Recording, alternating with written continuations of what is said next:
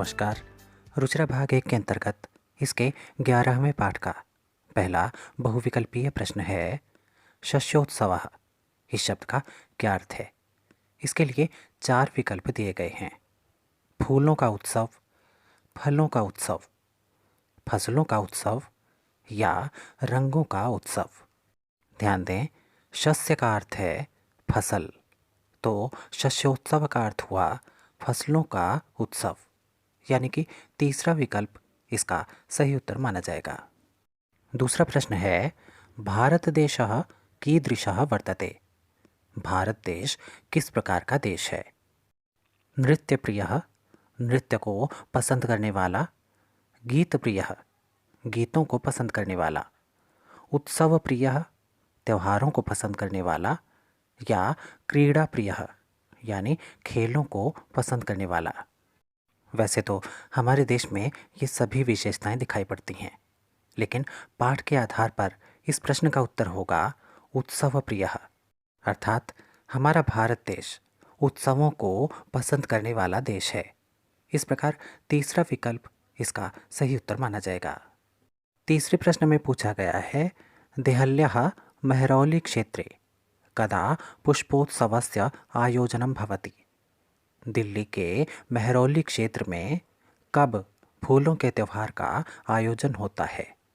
जनवरी मासे जनवरी के महीने में, सितंबर मासे सितंबर के महीने में, फरवरी मासे फरवरी के महीने में, या अक्टूबर मासे यानी अक्टूबर के महीने में। जैसा कि पाठ में बताया गया है, दिल्ली के मेहरौली क्षेत्र में अक्टूबर के महीने में फूलों के त्यौहार का आयोजन होता है, तो यहाँ पर चौथा विकल्प अक्टूबर मासे ये इसका सही उत्तर माना जाएगा। अगले प्रश्न में व्यजनानि शब्द का अर्थ पूछा गया है और इसके लिए 4 विकल्प दिए गए हैं। पंखे, खर्चे, भोजन या पत्ते। ध्यान दें, व्यजनानि का अर्थ है पंखे। इस प्रकार पहला विकल्प इसका सही उत्तर माना जाएगा। अगला प्रश्न है, पुष्पोत्सवः केन नाम्ना प्रसिद्धः अस्ति। यानी पुष्पोत्सव जो फूलों का त्यौहार है वो किस नाम से प्रसिद्ध है। इसके लिए 4 विकल्प हैं। फूल वालों की सैर, फल वालों की सैर, गाड़ी वालों की सैर या वसंत उत्सव। पुष्पोत्सव को फूल वालों की सैर के नाम से जाना जाता है, यानी कि पहला विकल्प इसका सही उत्तर माना जाएगा। आगे बढ़ते हैं, अस्मिन् अवसरे तत्र बहुविधानि। इसके बाद रिक्त स्थान है और दृश्यन्ते। इस उत्सव पर यानी पुष्पोत्सव के अवसर पर वहाँ अनेक प्रकार के क्या दिखाई देते हैं। पत्राणि पत्ते, पुष्पाणि फूल, खगः पक्षी, या फिर मयूरः यानी मोर।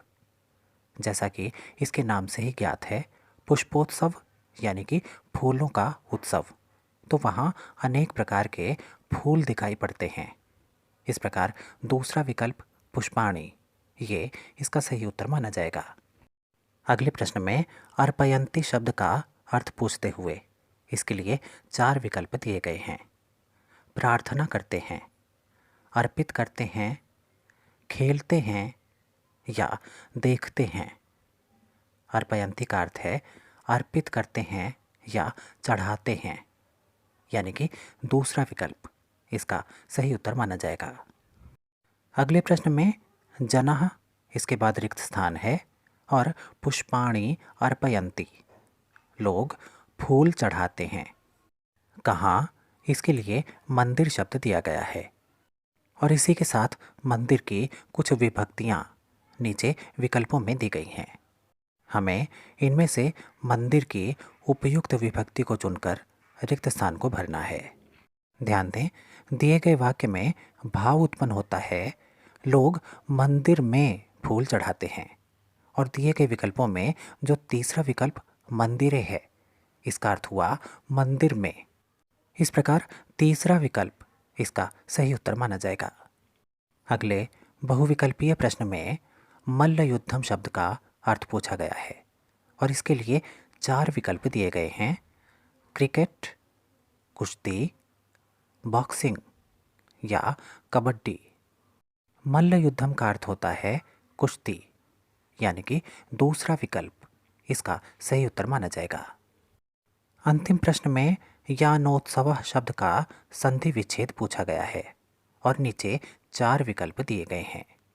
यानोत जमा सवः, यानो जमा उत्सवः, यान जमा उत्सवः या यान जमा ओत्सवः।